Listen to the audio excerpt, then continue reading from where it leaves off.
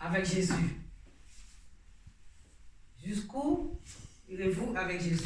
Juste à l'éternité, pour les siècles des siècles. Amen, alléluia. Donc, ce que je voudrais vous parler ce matin, c'est suivre Jésus. Suivre Jésus. En disant, où, Seigneur, où tu iras, j'irai. Alléluia. Où tu iras, j'irai. Nous allons lire Luc chapitre 9, à partir du verset 56. Alléluia. Quand vous avez trouvé, vous me dites. Luc 9, à partir du verset, je vais prendre à partir du verset 56. Jusqu'au verset 62. Alléluia. Amen. C'est bon? Il dit, car le Fils de l'homme est venu non pour perdre les âmes des hommes, mais pour les sauver. Et ils allèrent dans un autre bout. Pendant qu'il était en chemin, un homme lui dit, Seigneur, je te suivrai partout où tu iras. Je te suivrai partout où tu iras. Est-ce que ce matin tu es prête à suivre Jésus partout où Jésus irait? Partout où Jésus t'enverrait, n'est-ce pas? Cet homme lui dit, Jésus lui répondit, les renards ont des tanières et les oiseaux du ciel ont des nids. Mais le Fils de l'homme n'a pas où reposer sa tête. À partir du verset 57 à 62, nous voyons qu'un homme dit à Jésus, je te suivrai partout où tu iras. Écoutez, regardez la réponse du Seigneur. Le Fils de l'homme n'a aucun endroit pour poser sa tête. Mais pourquoi, je me suis posé la question, mais pourquoi le Seigneur lui a dit, donner cette réponse? Pourquoi Jésus lui dit que le Fils de l'homme n'a aucun endroit pour poser sa tête? Parce que cet homme-là, dont en Matthieu chapitre 8, il nous dit que cet homme c'est un scribe, n'est-ce pas? Comme c'est un scribe. Un scribe, ça veut dire quoi? Un scribe, c'est quelqu'un qui écrit, qui fait des lettres. Tu vois, c'est un magistrat, c'est un administrateur. Voyez? Amen. Donc, Jésus a vu en cet homme, oui, tu veux me suivre. Tu veux me suivre, oui. Mais sache que tu es un homme, un administrateur qui écrit. Sache que tu es un homme. Tu as quelque part où dormir. Tu as ton lieu. Es-tu prêt à laisser ton lieu pour me suivre? Es-tu prêt à quitter tout travail pour me suivre? Parce que le Seigneur connaît nos cœurs. Le Seigneur lit dans nos cœurs. Le Seigneur sait ce qui se passe dans nos pensées. Mais tout en sachant que cet homme a dit ça du bout des lèvres. Mais Jésus savait très bien que cet homme ne pourrait pas le suivre jusqu'au bout. Voyez, où tu iras, j'irai. Mais le Seigneur savait très bien que cet homme ne pourrait pas le suivre jusqu'au bout. Voyez, c'est pour cela que Jésus lui a donné cette réponse. Toi, tu as un endroit pour dormir. Mais moi, je n'ai pas d'endroit pour reposer ma tête.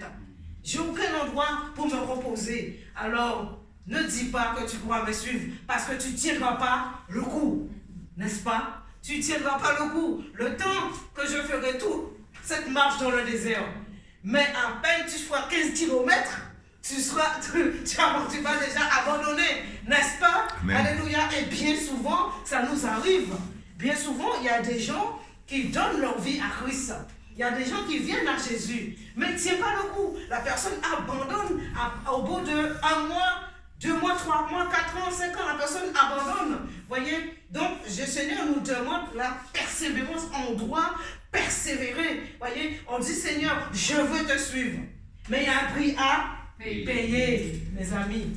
Tu veux suivre Jésus, mais il y a un prix à payer. Es-tu prêt à tout abandonner pour suivre Jésus?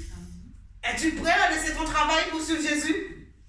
Alléluia. Amen. Es-tu prêt à abandonner ton mari, tes enfants pour suivre Jésus? Voyez, il y a un prix à Payer. payer pour suivre Jésus. Donc cet homme-là ne pouvait pas suivre le coup, ne pouvait pas suivre Jésus parce que Jésus connaissait son cœur. Le Seigneur connaît notre cœur. Alléluia. Amen. Nous voyons que à partir du verset 29, il est dit,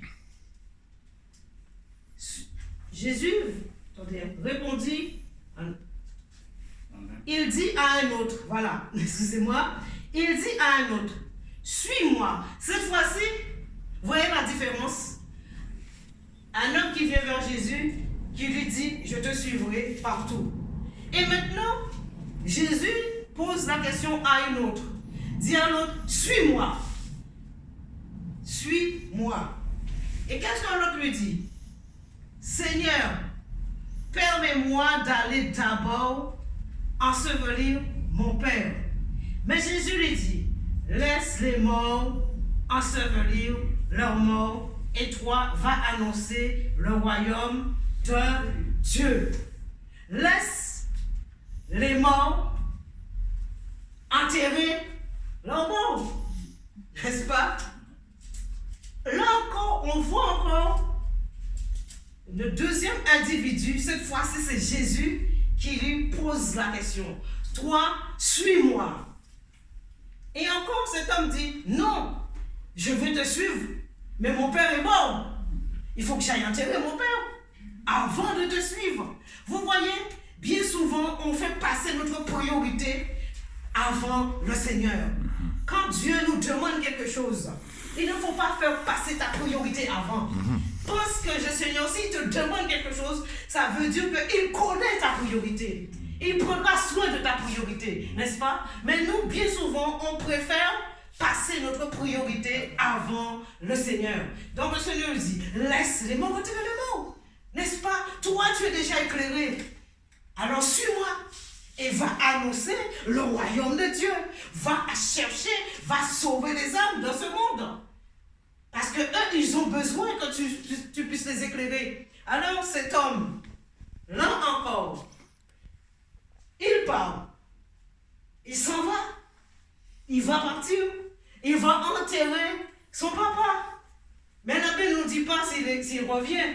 La Bible ne nous dit pas, bon, mais si cet homme est retourné suivre Jésus, on ne sait pas. Je ne peux pas inventer quelque chose que je ne vois pas. Je peux dire ce qui est écrit. Voyez, je peux dire ce que le Saint-Esprit me permet de vous donner, d'expliquer. Voilà, que cet homme-là, on ne sait pas ce qu'il a fait. Laisse les morts enterrer leurs morts. Et bien souvent, mes amis, la Bible nous dit, celui qui a le Fils a la vie. Celui qui n'a pas le Fils n'a pas la vie. Et la colère de Dieu demeure sur lui. Donc, à travers de ce passage, nous, enfants de Dieu, on devait comprendre que ce monde-là est mort spirituellement. Amen. N'est-ce pas? Amen. Voilà ce que Jésus voulait dire à cet homme. Ils sont morts spirituellement. Laisse-les enterrer leur mort, n'est-ce pas? Mais toi, tu es éclairé, n'est-ce pas? Pourquoi veux-tu aller encore dans le ténèbre? Hein? Quand le Seigneur t'a retiré dans le ténèbre, pourquoi veux-tu retourner encore dans ces ténèbres? N'est-ce pas? Laisse les morts ensevelir leurs morts. Mes amis, le monde est mort spirituellement. Amen. N'est-ce pas? Le monde est éclairé à cause des élus. Le monde est éclairé à cause des élus que Jésus a choisis. Nous sommes la lumière dans ce monde. Je suis la lumière du monde que Jésus a dit. Et vous et nous aussi, nous sommes la lumière de ce monde. Nous devons éclairer le monde. Amen. Mais bien souvent, qu'est-ce qui se passe? Au lieu d'éclairer le monde, c'est le monde qui nous attire dans le ténèbre. N'est-ce pas? Nous aimons aller dans le ténèbre. Les copains nous attirent dans les ténèbres. Voyez?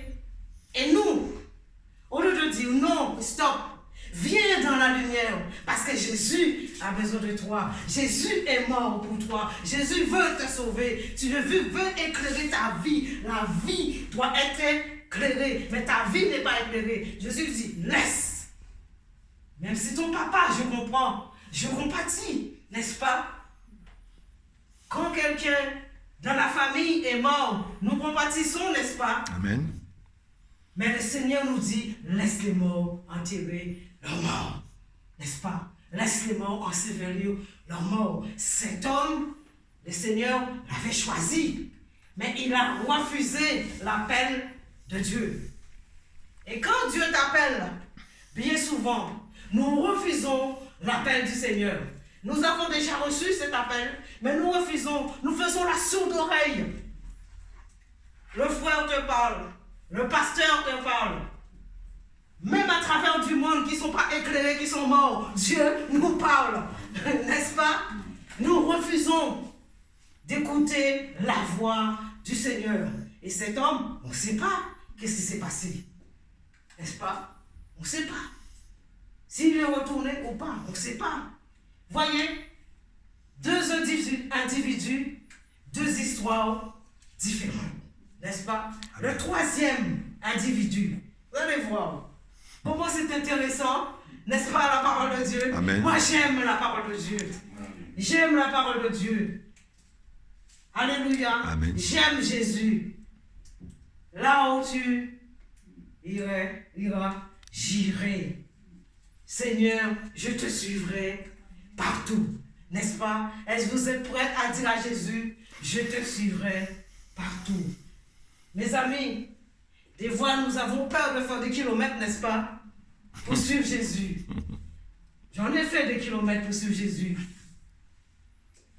J'en ai pris le métro, le train, le bus pour suivre Jésus. Avec les enfants, bébés. Chaque dimanche matin, courir après le train. Le train est 1 heure tous les dimanches. Avec nos 3 enfants, mon époux et moi, nous n'avons pas de voiture. Mais fidèles à notre Dieu.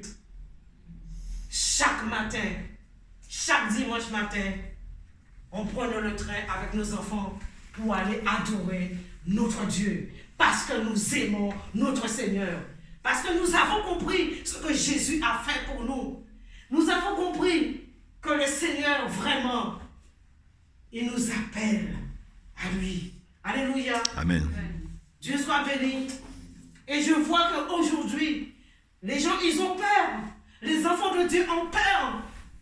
Maintenant de prendre le train, de prendre le bus, de prendre nos voitures pour aller adorer Dieu. Ou bien ils vont dire, Seigneur, si tu me donnes une voiture, j'irai t'adorer. Et quand Dieu lui donne la voiture, qu'est-ce qu'il fait? Il reste dans son lit. N'est-ce pas? Seigneur, si tu me donnes, j'ai déjà entendu ce genre de prière. Ils ont fait pas mal de prières. Seigneur, j'ai entendu, si tu me donnes une voiture, alors j'irai dans ta maison. Et quand Dieu lui a donné la voiture, qu'est-ce qu'il fait? Il reste dans son lit. Il reste dans son lit. Et Dieu va lui tirer les oreilles. Oh, écoute, tu m'as fait une promesse. Tu m'as dit, si je te donne une voiture, tu iras m'adorer. Tu fais quoi dans le lit? Alors Satan lui dit, fais dodo, fais dodo, fais dodo, fais dodo. Chaque dimanche matin, fais dodo, fais dodo, fais dodo. Et le chrétien, après le dimanche encore, fais dodo, fais dodo. Et après encore, fais dodo, fais dodo, fais dodo. Et après le mois passe, les mois passent, l'année passe. Et qu'est-ce qui se fait? Qu'est-ce qui se passe? Alors, il ne va jamais à l'église. Et ce qui fait le découragement, aussi l'abandon. Il abandonne complètement le Seigneur.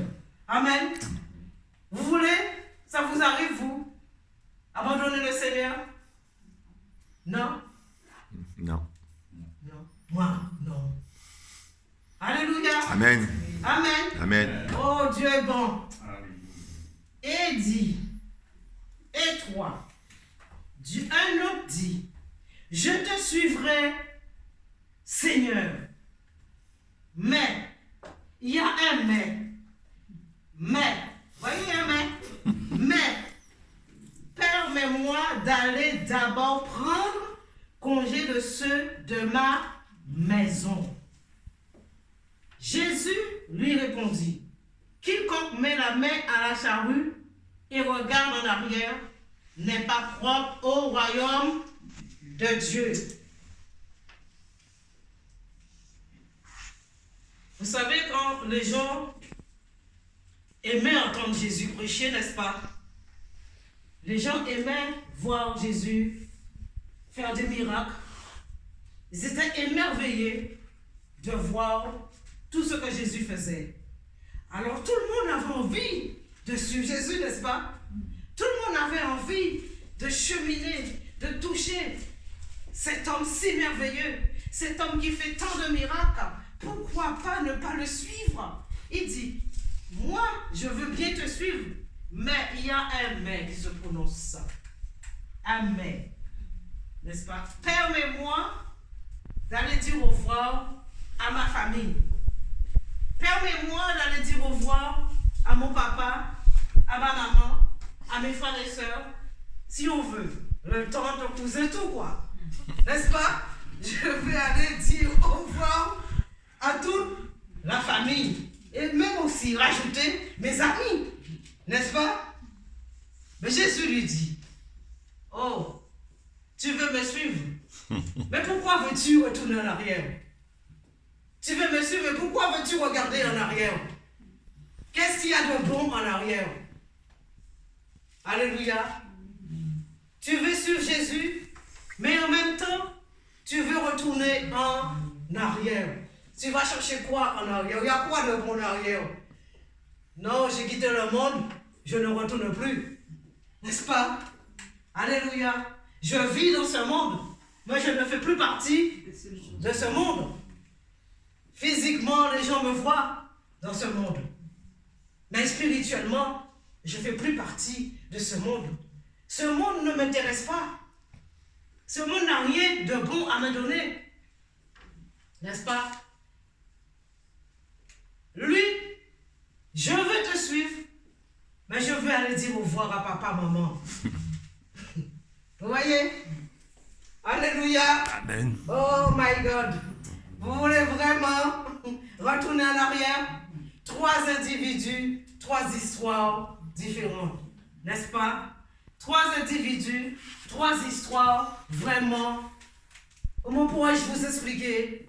Particulières, voyez? Donc, on veut suivre Jésus, mais il y a toujours un mais. On veut suivre Jésus, mais il y a toujours quelque chose pour dire que Seigneur, je veux bien, mais tu sais que je travaille. Le samedi, toute une semaine, je suis fatiguée. Je veux bien, Seigneur, mais je ne peux pas te suivre parce qu'aujourd'hui, je suis fatiguée. Il y a des gens qui veulent servir Dieu, mais ils veulent servir Dieu dans leur lit. Comment peux-tu servir Dieu si tu es dans ton lit? Non. Comment peux-tu suivre Jésus si tu te concentres tout le temps sur ton travail humain? N'est-ce pas?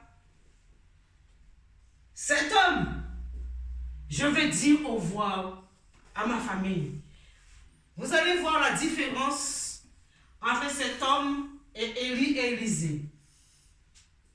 Quand Élie a vu Élisée, Élie a envoyé son manteau sur Élisée.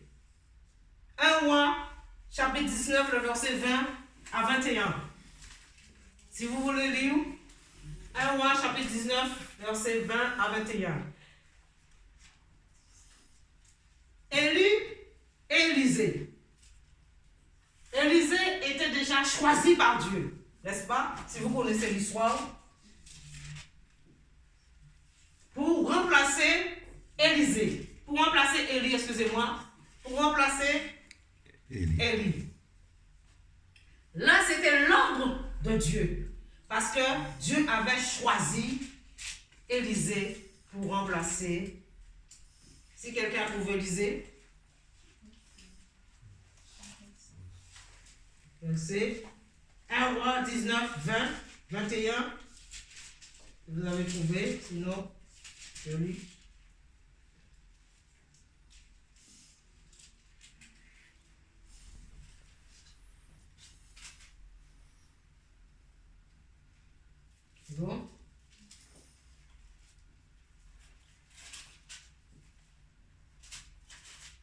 Quelqu'un veut bien lire? Je vous écoute. Élisée, quittant ses veufs, courut après Élie et dit: Laisse-moi embrasser mon père et ma mère, et je te suivrai. Élie lui répondit: Va et reviens, car pense à ce que je t'ai fait. Après s'être éloigné d'Élie, il revint prendre une paire de bœufs qu'il offrit en sacrifice. Avec l'attelage des bœufs, il fit cuire leur chair et la donna à manger au peuple. Puis il se leva, suivit Élie et fut à son service. Amen. Vous voyez la différence entre ces hommes et Élisée et Élie. La différence, c'est que Dieu avait choisi Élisée pour remplacer Élie. Donc Élie lui dit, va dire au revoir à ta famille. Pourquoi? Parce que le chemin sera vraiment très long. Tu reverras plus ta famille. Voyez? Parce que Élisée avait une mission à accomplir par rapport à ces hommes qui se proposent eux-mêmes sans que Jésus demande, juste celui du milieu que Jésus dit, suis-moi. Et les deux autres, c'est eux qui se sont proposés. Je veux te suivre. Je veux bien te suivre. Mais comme Dieu sait que tu ne tiendras pas le coup, alors il y a une réponse pour toi. N'est-ce pas? Il y a une réponse pour toi. Mais contrairement à Élisée et Élie. Donc Élie a laissé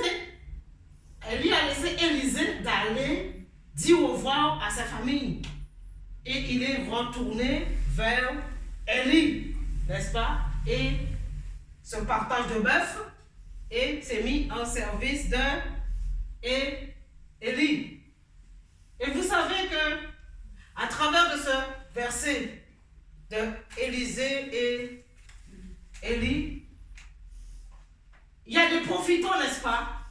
J'ai pas peur de le dire. Il y a des pasteurs profitants. Il y a des pasteurs profitants qui utilisent ce verset contre les enfants de Dieu pour leur dire: non, je suis ton pasteur, tu dois être à mon service, à ton cerveau, au service de Dieu. Tu dois être à mon service. Donc, il servait Élie. Mais c'était pour un but bien précis. Dieu l'avait choisi pour remplacer Élie. Mais toi, tu rends ton frère esclave. Tu rends ton frère esclave, tu domines sur ton frère. Tu domines sur ta soeur pour pouvoir porter ton sac. Qui es-tu? Tu es plus que Jésus? Pour pouvoir porter ta Bible, qui es-tu? Tu es plus que Jésus? Pour te servir au garde du corps, qui es-tu? Tu es plus que Jésus? Est-ce que Jésus avait des gardes du corps? Est-ce que Jésus a fait porter quelque chose pour lui? De nos jours, on utilise la parole de Dieu pour abuser sur les enfants de Dieu. Amen. Frères et sœurs, vous n'êtes pas plus que moi, je ne suis pas plus que vous. N'est-ce pas? Amen. Dieu nous appelle tous à son service. Mais il faut le vouloir. Il faut le bon vouloir, il faut dire: maintenant Seigneur, je suis prêt à te servir. M'as-tu appelé? Me voici. Mais jusqu'où irais-tu avec Jésus? Est-ce que tu iras jusqu'à la persécution? Parce que croyez-moi, la persécution, il y en aura. Croyez-moi, mes amis, il y en aura la persécution. Ne regardez pas la France qui nous accorde ce privilège. C'est une façade. n'est-ce pas?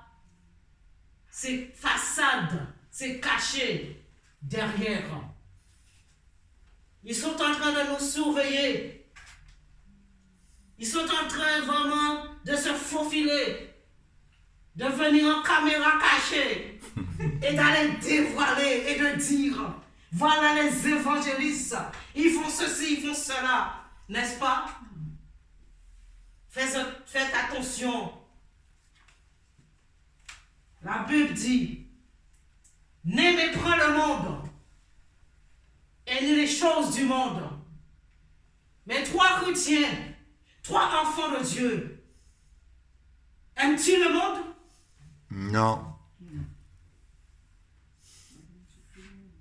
Aimes-tu le monde plus que Dieu? Non. Si quelqu'un aime le monde, aïe aïe aïe, est-ce que Dieu t'aime plus? Non. Mes amis, je n'ai pas peur de dire la vérité. Dieu nous dit de dire la vérité. Et je dis la vérité. N'est-ce pas? Amen. N'abusons pas sur les frères et sœurs. Ils utilisent la parole pour faire des enfants de Dieu des esclaves. Est-ce que Dieu nous appelle à nous faire esclaves? Non. Non. Si le Fils vous affranchit, vous serez réellement libre.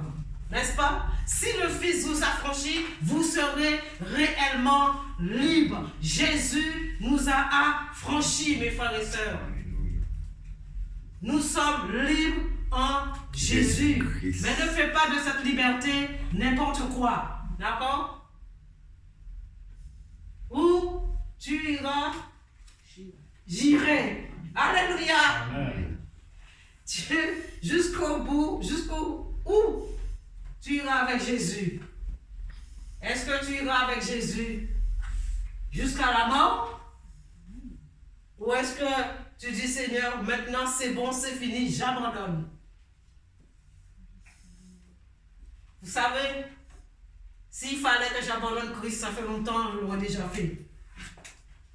Abandonner tous les coups que j'ai reçus. Toutes les épreuves que j'ai eues. Et c'est même pas le monde, mais les enfants de Dieu. Voyez? Je dis, je ne comprends pas.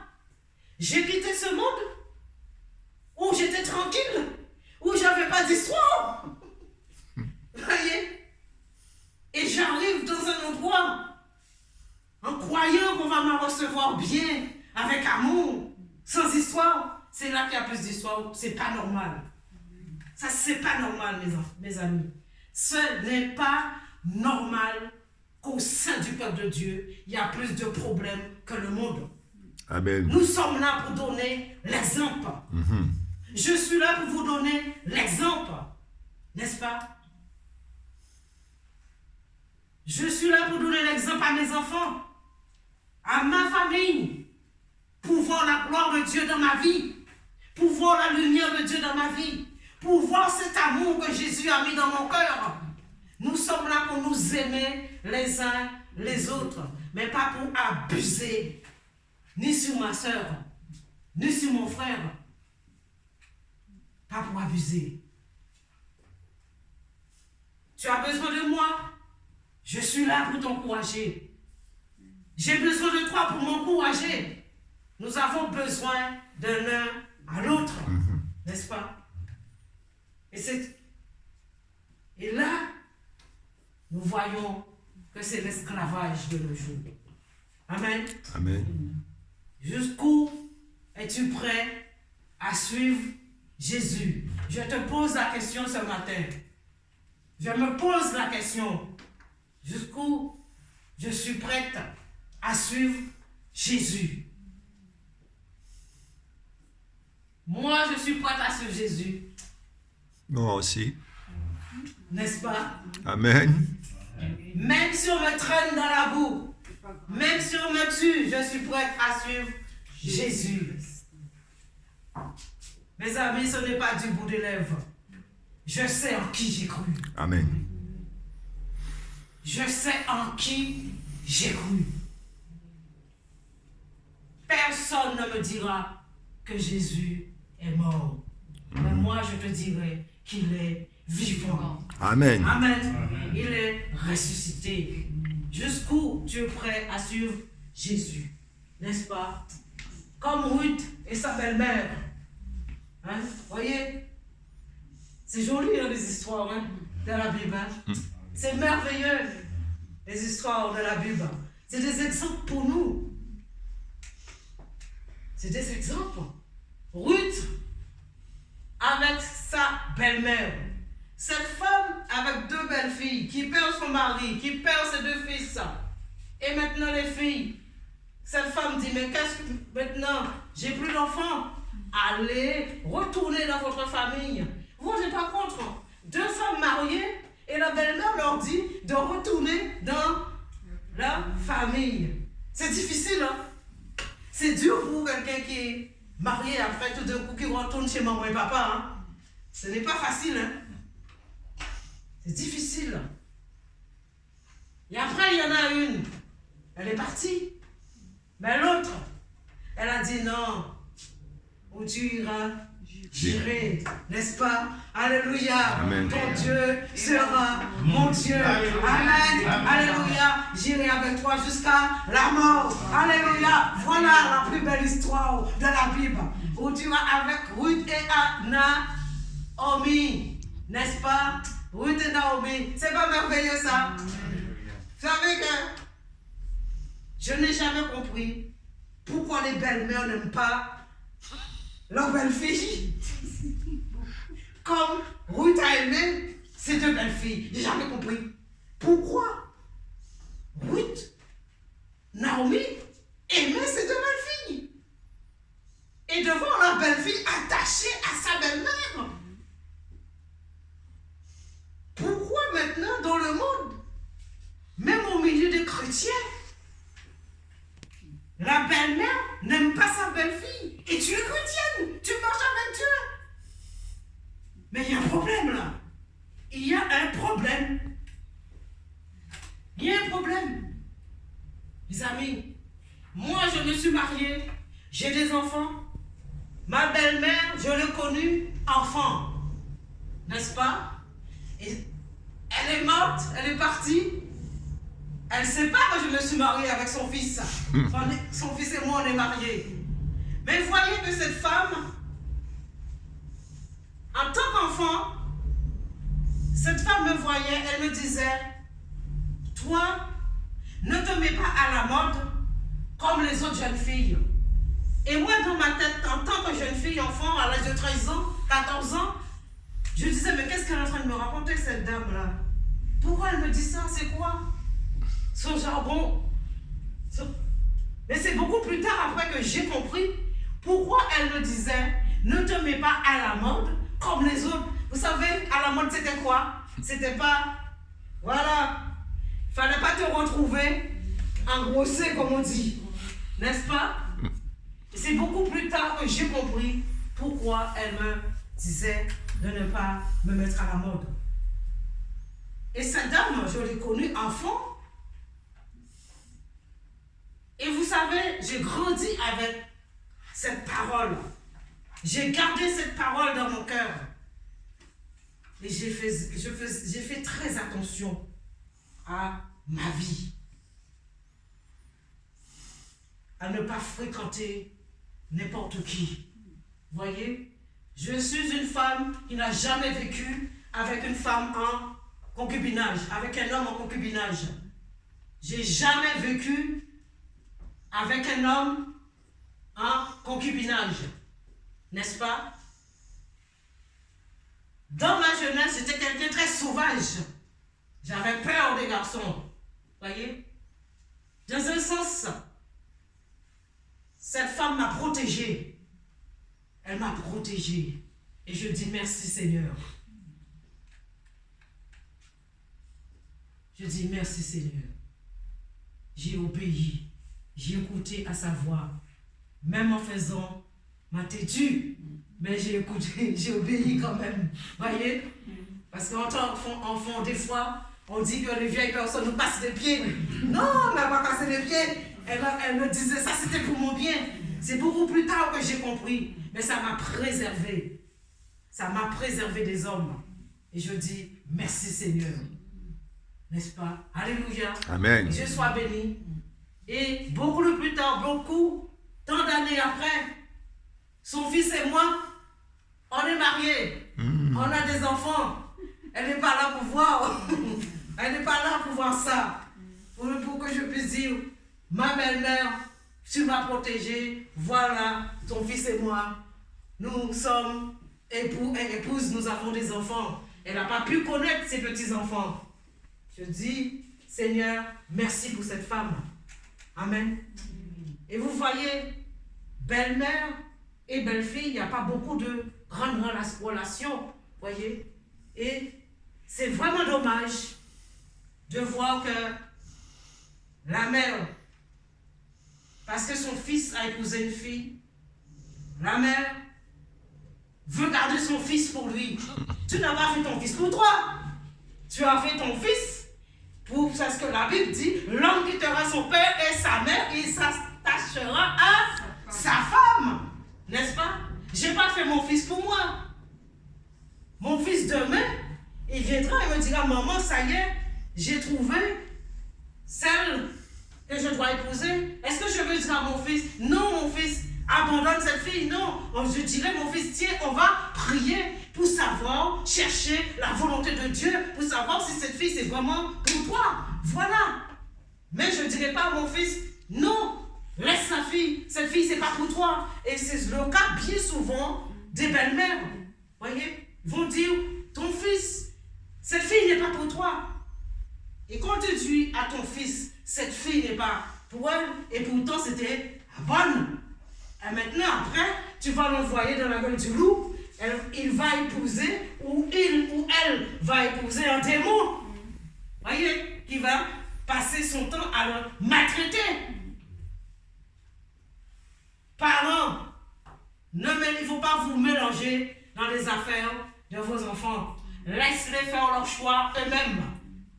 S'ils sont chrétiens, laissez-les prier avec eux pour qu'ils puissent chercher la volonté de Dieu. Voyez? Dieu, la belle-mère et la belle-fille, Ruth et Naomi et Ruth.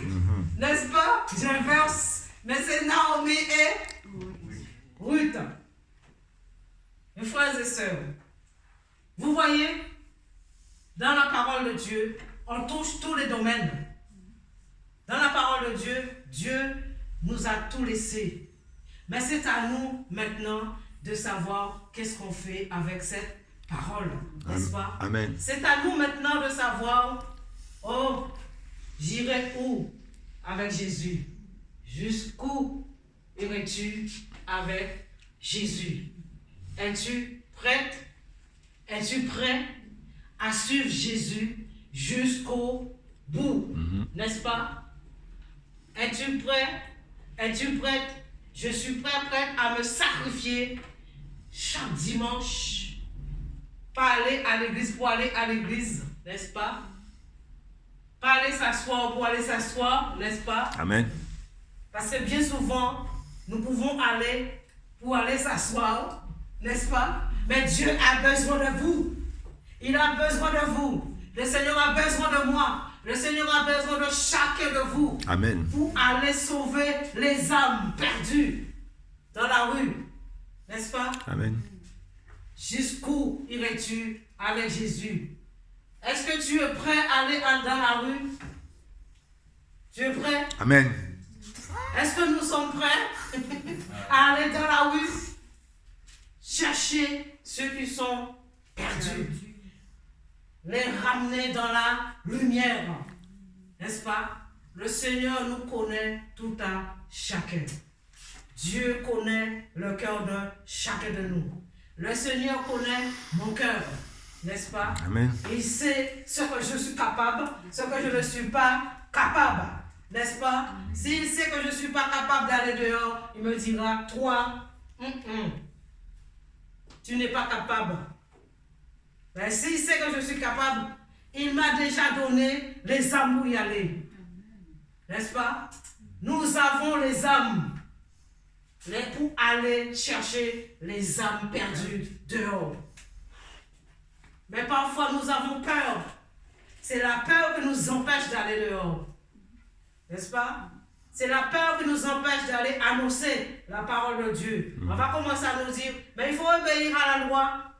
Il faut obéir à tel. Il faut obéir à ceci. Au travail, tu as peur de parler de Jésus. Dans ton travail, on te dit, tu n'as pas le droit de parler de Jésus. Figurez-vous, lorsque je travaillais, je n'avais pas peur de parler de Jésus. Je parlais à mes directeurs. Je n'avais pas peur. On me disait non, il ne faut pas les affronter. Je dis non, j'ai un travail à faire. Jésus est mort pour eux. Il n'est pas mort pour moi seul, mais il est mort pour eux aussi. J'ai le droit de les annoncer la parole. Voyez? Et tout le monde avait peur de moi. On me disait, cette prêcheur, il paraît qu'il y en a un qui prêche. Moi, je ne veux pas le rencontrer. Je ne veux pas être avec elle. Mais je suis là, j'entends. Je dis, vous ne voulez pas être avec le prêcheur, mais le prêcheur, c'est moi. Et voici, je suis à côté de vous. Alléluia. Amen. Alléluia. Dieu soit béni. Mes amis, il faut savoir affronter le monde. Il faut savoir affronter le monde pour Jésus. Amen. Amen. Dieu soit béni. Jusqu'où irais-tu avec Jésus? Voilà la question. Jusqu'où irais-tu avec Jésus? Tu es prêt? Si tu es prêt à suivre Jésus, mets-toi debout. Alléluia. Si tu es prêt maintenant, dis Seigneur, me voici. Je ne sais pas parler. Je n'ai pas de grandes phrases. Regardez-moi, j'étais si timide. Peu importe. Mais je ne parle pas de moi-même. Mais c'est Jésus qui me permet de parler. C'est Jésus qui a brisé toute la timidité qui était en moi. Amen, j'étais timide. Il n'y avait pas plus timide que moi. Aïe, aïe, aïe. J'avais peur de tout. Mais Jésus a balayé la peur, a balayé la timidité. Alléluia. Amen. Dieu soit béni. Oh, alléluia, ce matin, nous allons demander au Seigneur de nous aider, n'est-ce pas? Nous allons demander à Dieu de nous donner la force, de courage, de pouvoir affronter, de pouvoir sortir, aller annoncer sa parole. Nous avons les armes, le Seigneur nous a donné les armes. Maintenant, c'est à nous. La moisson est grande, mais il y a peu d'ouvriers. La moisson est là. Et c'est à nous d'aller dans la moisson maintenant. C'est à nous d'aller cueillir. Faisons un peu de cueillette. Nous ne faisons pas assez de cueillette. Nous n'allons pas cueillir assez de pommes. Allons cueillir de pommes. Pommes bien mûres. Pommes bien. Voyez, nous allons trouver des pommes remplies de blessures. Nous allons trouver des pommes malades. Donc, c'est à ça que le Seigneur nous a appelés, à aller cueillir les pommes malades. Alléluia. Amen. Dieu soit béni.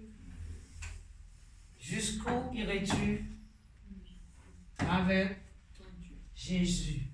Amen. Seigneur Dieu Tout-Puissant, nous voici, Père éternel, mon Dieu. Je veux te dire merci pour ta parole, Seigneur mon Dieu Tout-Puissant, qui ne retourne pas à toi sans effet. Je veux te dire merci pour ta parole, Père éternel, mon Dieu, que tu m'as permis par ta grâce d'apporter, Seigneur mon Dieu, pour chacun de nous, Seigneur mon Dieu, pour moi-même, Seigneur mon Dieu. Ta parole, Seigneur mon Dieu, fait du bien à chacun, fait du bien à mon âme. Seigneur, je ne peux pas rester la bouche fermée. Mais je veux proclamer que tu es Dieu. Je veux proclamer que tu as envoyé ton Fils Jésus-Christ, Seigneur, afin, Seigneur, que nous soyons sauvés. Je veux proclamer, Seigneur, mon Dieu Tout-Puissant, que tu as donné ton Fils pour l'humanité. Je veux proclamer que Jésus-Christ est vivant. Je veux proclamer que Jésus est assis à ta droite. Je veux proclamer que Jésus n'est pas resté dans le tombeau, Seigneur. Seigneur, nous voici devant toi. Tu nous connais tout à chacun. Tu connais chacun de nous. Tu connais le cœur de chacun de nous, Seigneur. Tu nous as appelés. Si nous sommes là, ce n'est pas pour rien, Seigneur mon Dieu. C'est parce que tu veux nous utiliser pour la gloire de ton nom. Je dis pour la gloire de ton nom. Seigneur, non pas pour ma gloire, non pas pour la gloire de mes frères et sœurs, mais pour la gloire de ton nom. Que tu puisses étendre ta main sur chacun de nos frères et sœurs, Seigneur. Donne-nous, Seigneur mon Dieu, la force, le courage, Père éternel. Donne à chacun de tes enfants, Père éternel, mon Dieu, la santé, surtout la santé, Père éternel, mon Dieu. Car si nous sommes malades, nous ne pouvons pas aller annoncer que Seigneur Jésus est celui qui guérit. Seigneur, comment pourrais-je